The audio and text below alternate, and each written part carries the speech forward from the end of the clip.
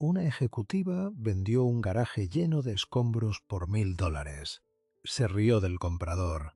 6 meses más tarde, ese lugar era un taller impecable, con 3 sucursales, contratos millonarios y $50.000 al mes en ingresos. Cómo un joven sin un peso convirtió chatarra en un imperio. La historia empieza una tarde gélida entre un auto calcinado y una decisión que cambiaría todo. El comprador se llamaba Matías. Tenía 22 años, las manos agrietadas por el frío y una mochila vacía.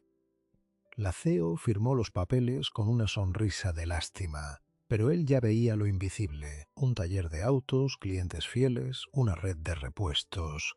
Lo que nadie sospechaba es que aquella chatarra escondía una historia que la empresa llevaba años intentando enterrar. El polígono industrial donde estaba el garaje era una cicatriz de hormigón al sur de la provincia. Empresas que habían quebrado, galpones con los techos hundidos y en el centro un lote que la compañía Translogística llevaba años sin tocar. Oficialmente, ese garaje era un activo sin valor.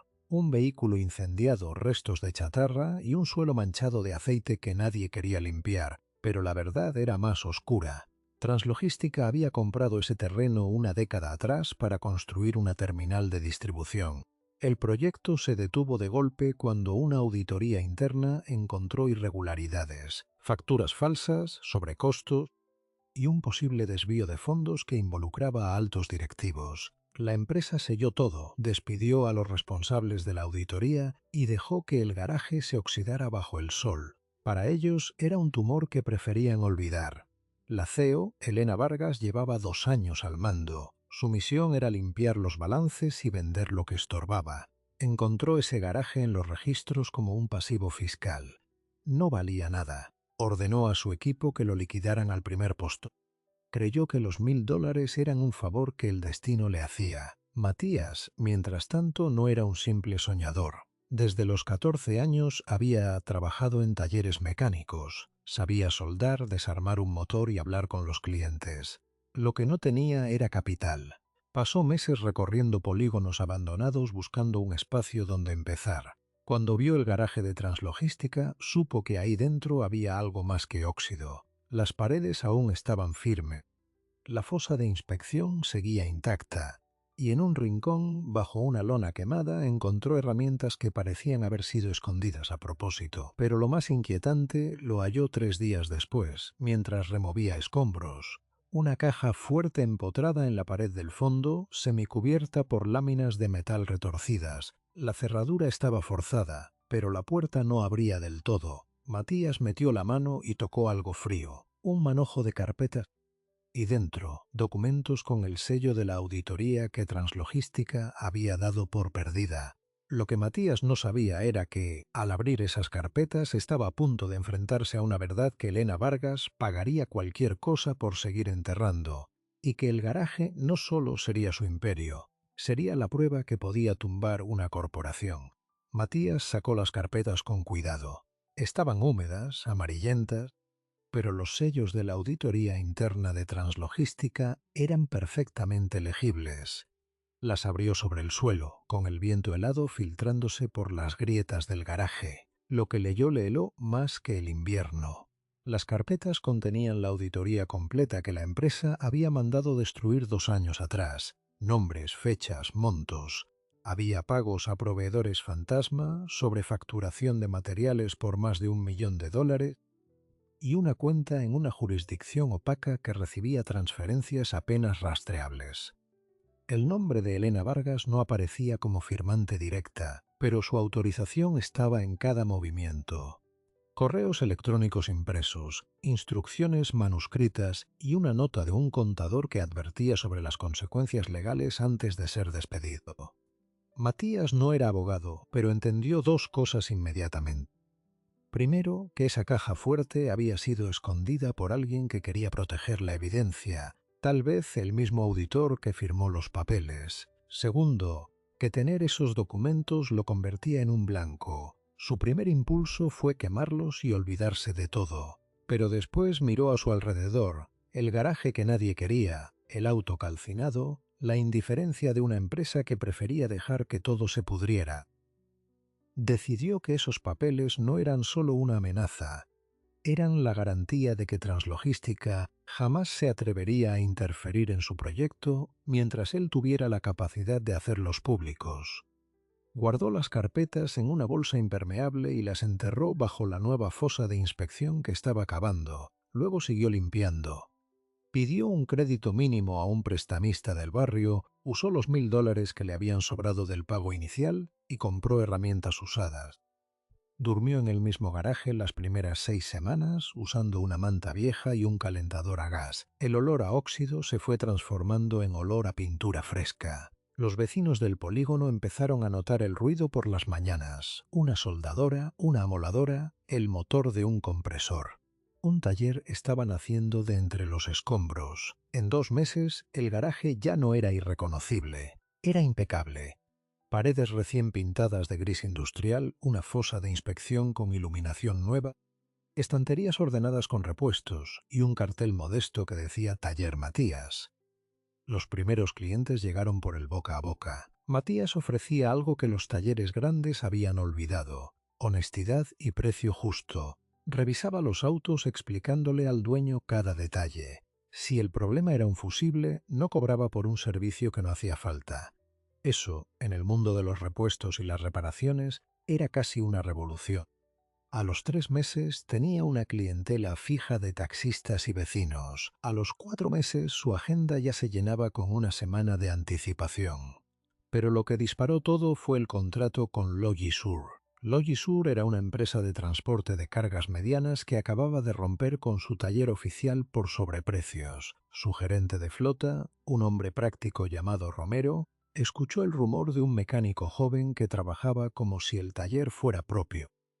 Llegó sin avisar un jueves por la mañana y encontró a Matías ajustando un motor diésel con precisión casi quirúrgica. Le pidió que revisara una de sus camionetas. Matías la dejó funcionando mejor que nueva en 2 días. El contrato se firmó al siguiente lunes. Mantenimiento exclusivo de 10 unidades, a un precio un 30% inferior al que pagaban antes. Logisur corrió la voz entre otras empresas de transporte. En 5 meses, Matías tenía 2 contratos más y un flujo de trabajo que excedía la capacidad del pequeño garaje. Fue entonces cuando Elena Vargas escuchó el nombre del taller por primera vez.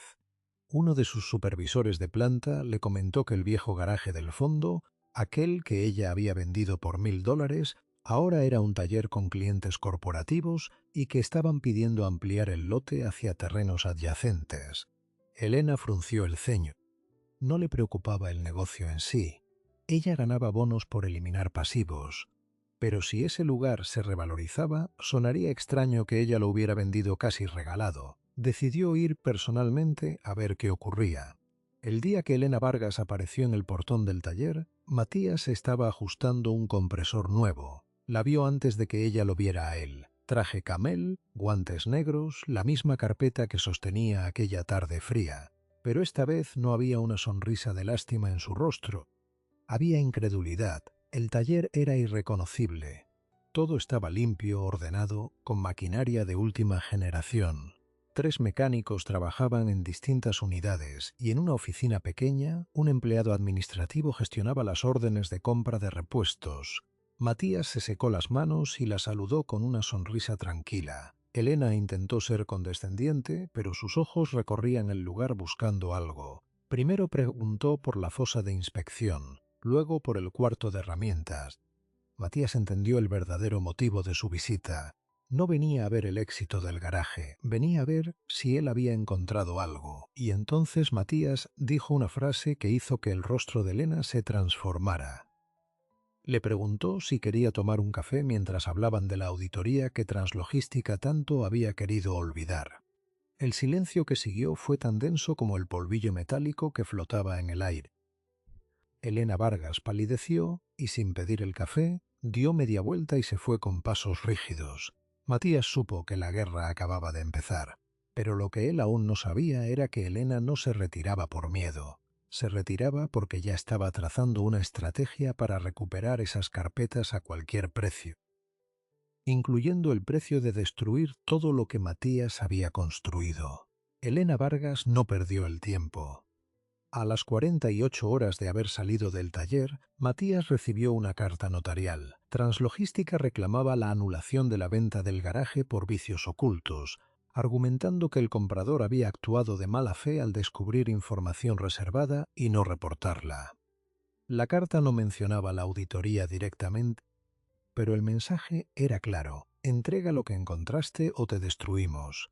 Matías la leyó con calma, la dobló en 4 partes y la guardó en la misma bolsa impermeable donde estaban los documentos originales. La respuesta de Matías fue simple: no respondió. En lugar de eso, duplicó las medidas de seguridad del taller, instaló cámaras, reforzó las cerraduras y les pidió a sus 3 mecánicos que no dejaran pasar a nadie sin autorización. También hizo copias digitales de cada documento y las subió a una cuenta encriptada cuya contraseña solo él conocía. Sabía que la única defensa real era la transparencia total si llegaba el momento. Elena escaló entonces la ofensiva. Una semana después, una brigada de inspectores municipales apareció sin previo aviso. Revisaron cada rincón buscando infracciones: sistema eléctrico, manejo de residuos, registro de empleados. Encontraron una irregularidad menor en el permiso de vertido de aceites, algo que cualquier taller podía tener pendiente, pero la multa fue desproporcionada y vino acompañada de una orden de clausura temporal de 15 días hábiles. El negocio entró en pausa forzada justo cuando debía entregar 3 reparaciones corporativas. Los clientes de flota empezaron a inquietarse. Logisur, la empresa que había sido su pilar, llamó a Romero. Le preguntaron si era seguro mantener el contrato con un taller bajo investigación. Romero, que se había convertido en algo más que un cliente, visitó a Matías esa misma noche. Lo encontró solo, trabajando en el sistema eléctrico de una camioneta, como si nada hubiera pasado. Matías le explicó la verdad. Le contó de la auditoría, de las carpetas, de la visita de Elena. Romero escuchó sin interrumpir. Luego hizo una llamada. En menos de 24 horas, un equipo de abogados especializados en derecho corporativo se presentó en el taller, sin costo, ofreciendo representación. Eran viejos rivales de Translogística que llevaban años esperando una oportunidad así. Pero Elena había previsto una jugada legal. Antes de que los abogados pudieran reaccionar, Translogística presentó una denuncia penal por robo de información confidencial y extorsión.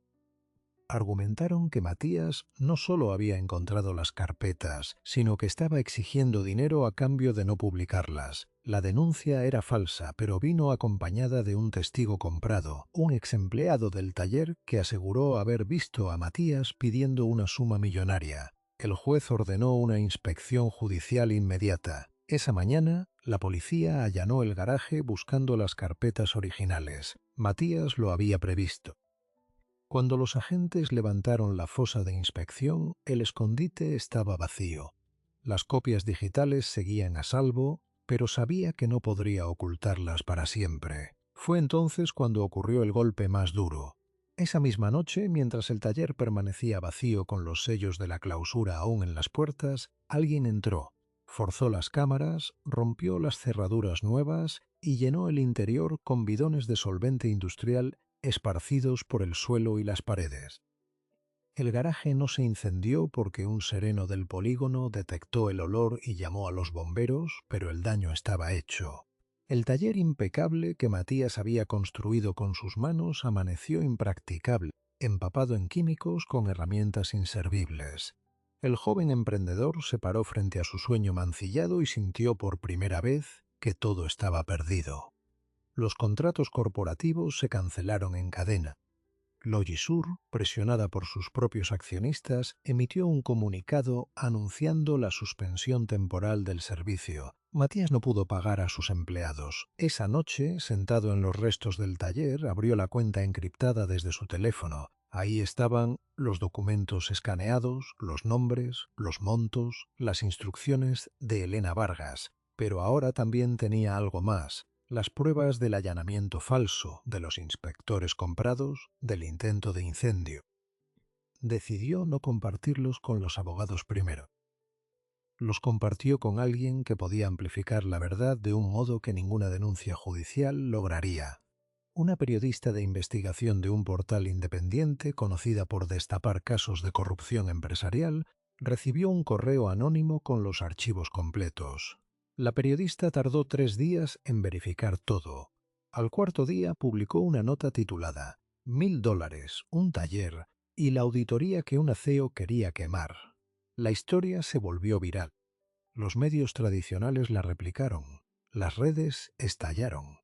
El nombre de Elena Vargas pasó de ser el de una ejecutiva respetada al de un símbolo de la codicia corporativa, pero aquí viene la parte que nadie esperaba. La publicación desenterró algo mucho más grave que las facturas falsas. Uno de los documentos mostraba que el vehículo calcinado que Matías había encontrado en el garaje no era un vehículo cualquiera.